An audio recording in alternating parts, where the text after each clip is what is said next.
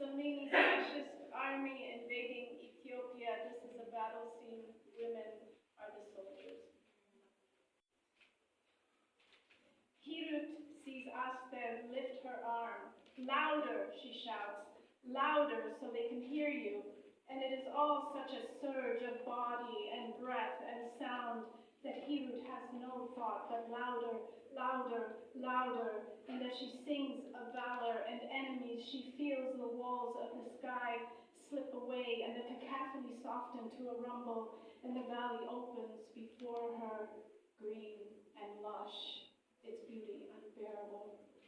Later, she will not be able to say which happened first, whether she heard the rattles of the plains or saw Binyam trying to pull himself across dirt.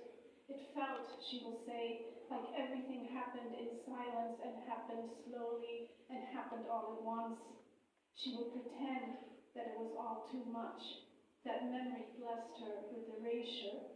She will claim to remember the trees and the flock of birds that still clung stubbornly to the sky. She will say that there was nothing to witness until it was upon her, that those planes dropped their poison and they had to flee to avoid choking to death. She will repeat to anyone who asks that yes, she was there on that day, but no, she did not see much. She will flit around that first sighting of Binyam and talk instead of the sharp smell of straw that followed the plains. We ran on blistering feet, she will say, our throats collapsing around our screams. It hurt to open my eyes. I moved like the blind. But she sees the first puddles of blood-soaked earth, the stains that chew into the soles of her feet. She sees the edge of an arm, distended feet, a strangely angled head. Soon she is forced to shift her gaze from the expansive landscape in front of her and stare down to avoid a fall. She will come upon Binyam in this way, as if he were a message thrown in her path to pick up. And from the corner of her eye she will note how, here and there, other women drop to their knees while others still urge the rest onward, because, she will later say, we knew that there was no way but through it. There was no escape but to run toward battle, toward the men, toward those plains, without thought.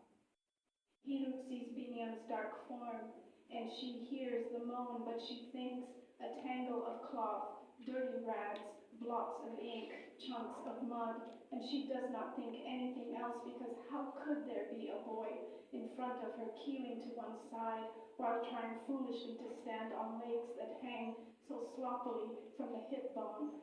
What kind of logic allows for a boy to crumble in front of her with skinny hands flailing out for balance? She becomes angry. She gives in to fury because there is no sense in his efforts. She wants to shout that it is a futile gesture and he should find another way to move out of her path. Then she sees the blood that is a small pool around him, thick as a blanket to lay atop. And Hirut thinks of Dawit and she thinks of Kailu, and she knows that some must do what others cannot. So she bends and catches him as he collapses, and they tumble together into the grass, limb entwined with bloody limb. And when those dark eyes find her, and that mouth opens, Hirut leans into that slackening young face, her heart a series of tremors, and she peers into the flattening eyes to say to